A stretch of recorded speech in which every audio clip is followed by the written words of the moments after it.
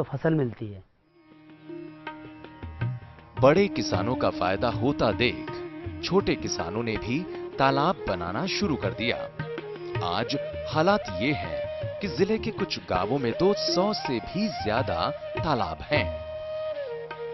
टोंक खुर्द तहसील के गोरवा और धतूरिया ऐसे गांव हैं जहां आज चारों तरफ तालाब ही तालाब दिखते हैं। गोरवा गांव के किसान देव नारायण पटेल 150 बीघा जमीन के मालिक हैं। कुछ साल पहले तक देव नारायण कर्ज के दलदल में फंसे थे। खेत सींचने के लिए इन्होंने ट्यूबवेल के कई बोर कराए, लेकिन सब फेल हो गए। समस्या थी जो पहले थी, क्योंकि पानी उपलब्ध नहीं था। 15-16 होल लगा चुका हूं मैं ट्यूबवेल, जो 500 फीट से भी ऊपर 600 तक भी गया है, लेकिन सब में असफलता मिली। ऐसे में उस समय देवास जिले के जिलाधीश की नेक सलाह काम कर गई और देव नारायण ने अपने खेतों में तालाबों का निर्माण कराया।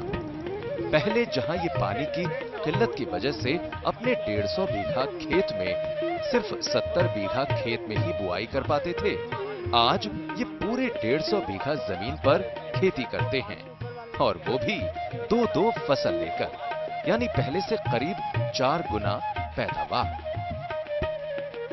आज देव नारायण की किस्मत बदल चुकी है और साथ ही इनके परिवार की दशा और दिशा भी। अब क्या है कि खरीफ की फसल से पूर्ति होने के बाद रबी की फसल टोटल बच जाती है। तो अब ये स्थिति है कि एक किसान 1 हेक्टर वाला कम से कम 25,000 से कम का प्रॉफिट नहीं होता है उसको, खर्च के बाद भी। देवास जिले का एक और गांव धतूरिया भी यहां के किसानों के जीवन में आए सकारात्मक बदलाव का गवाह है। इस गांव में भी आज काफी संख्या में तालाब हैं।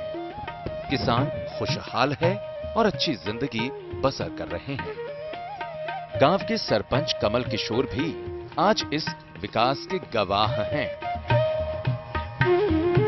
कमल किशोर 70 बीघा जमीन के मालिक हैं, लेकिन कुछ साल पहले तक पानी की किल्लत की वजह से इनके खेत सूखे रह जाते थे। लिहाजा साल भर में एक फसल लेना भी किसी सपने से कम न था।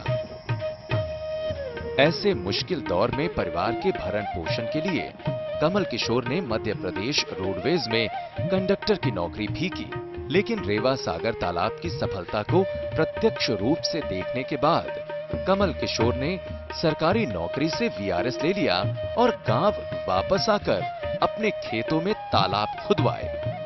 कुछ ही साल में अब स्थिति पूरी तरह बदल चुकी है। कमल किशोर अब खेती में पूरी तरह रम चुके हैं और इनके खेत अब पूर्ण रूप से सिंचित हैं। इतना ही नहीं, अपने खेतों में जैविक खेती से कमल किशोर 2 से 3 फसलें भी ले रहे हैं। तालाब से आज पूरी भूमि सिंचित है पूरे गांव की, और इसमें 2-2 फसल आराम से होती है। उससे मतलब आर्थिक स्थिति बहुत अच्छी हो गई। उसके बाद में मतलब गांव में मतलब जैसे पहले कच्चे मकान थे, वो पक्के, सब करीब लोगों के मकान पक्के बन गए। तालाबों से एक और महत्वपूर्ण बदलाव देवास जिले के गांवों में ये हुआ कि पानी की किल्लत दूर हो गई। नतीजतन पशुपालन शुरू हो गया, यानी किसान की आय का एक और स्रोत। अब हर गांव में खूब मवेशी है, प्रचुर मात्रा में घी, दूध हो रहा है और हर गांव में सैकड़ों लीटर दूध डेयरी पर जा रहा है।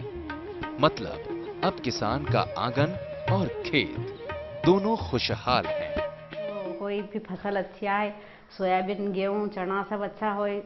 और जकावत में हम फिर गाय, जर्सी गाय, भैंस रखा, सोसाइटी में दूध दा और दही जमाए, दूध खाए बच्चा, घी खाए बच्चा, और हम सब खाते, परिवार सब खाते हैं।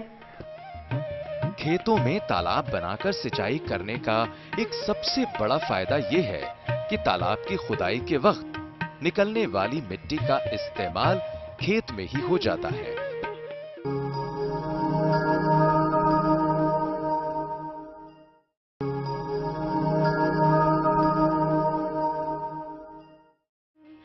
तालाबों की संख्या में गिरावट आजादी के बाद से ही शुरू हो गई थी। सरकार ने खेती के लिए ट्यूबवेल पर जोर देना शुरू कर दिया। खेतों में बोरवेल होने शुरू हो गए। तालाब पर किसानों की आत्मनिर्भरता घटती गई। विदेशों से रासायनिक खादों और बीजों के आगमन ने खेती के मायने को ही बदल कर रख दिया। तालाब धीरे धीरे लुप्त हो गए। भूजल का दोहन होने के कारण भूजल का स्तर लगातार गिरता गया। आज हालात ये हैं कि किसानों के पास बोरवेल तो हैं, लेकिन जमीन के नीचे पानी ही नहीं है। किसान के खेतों में ट्यूबवेल के बोरिंग फेल हो रहे हैं। इस आपदा को रोकने के लिए सरकार फिर से तालाबों के विकास पर ध्यान दे रही है। भारत सरकार इसके लिए विभिन्न योजनाओं के तहत नए तालाबों को बनवाने से लेकर पुराने तालाबों को संरक्षित करवाने तक का काम करा रही है।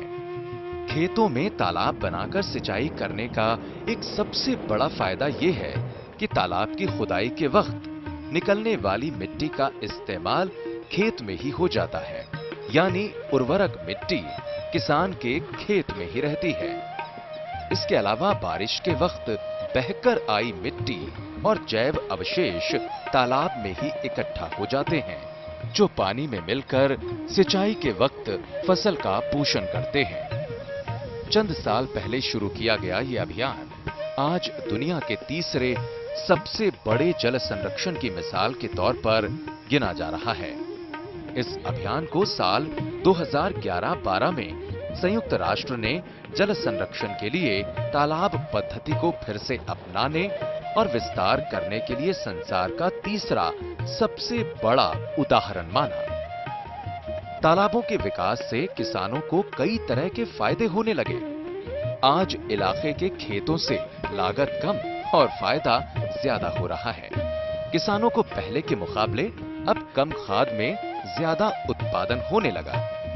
भूजल स्तर में काफी सुधार आया, जिससे किसानों को अब बोरवेल की जरूरत खत्म सी हो गई है। सिंचाई में किसानों को लागत के साथ साथ समय की भी बचत होने लगी।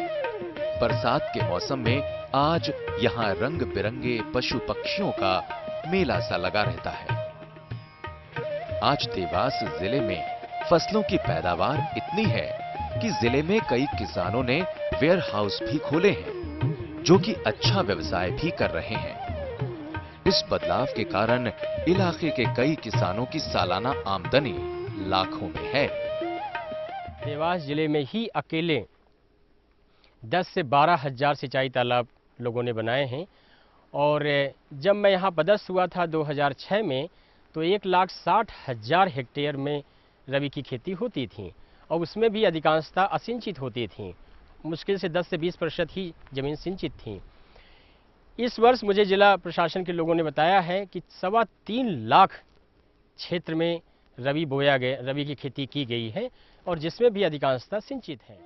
देवास जिले में आश्चर्य से भरे इस काम को देखने के लिए देश के अलावा विदेशों से भी लोग आ रहे हैं। ऑस्ट्रेलिया, अमेरिका, इटली के अलावा देश के भी अलग अलग राज्यों से करीब सैकड़ों लोग इस काम को देखने अभी तक आ चुके हैं।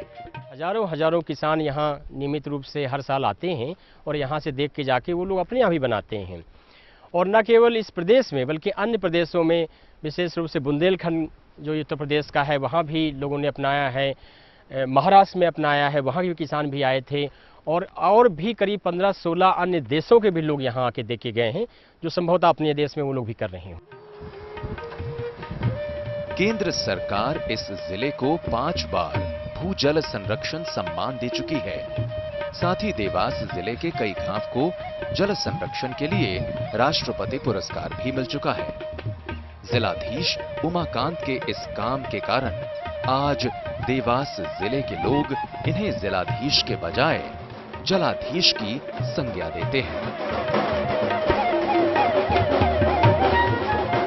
आज भले उमाकांत उमराव इस जिले के जिलाधीश न हो, लेकिन देवास जिले के लोग आज भी उनसे जुड़े हैं। लक्ष्मण सिंह ने गांव के बाकी लोगों के सहयोग से बंजर जमीन को अपने पसीने से सींचकर फिर से हरा भरा कर दिया है।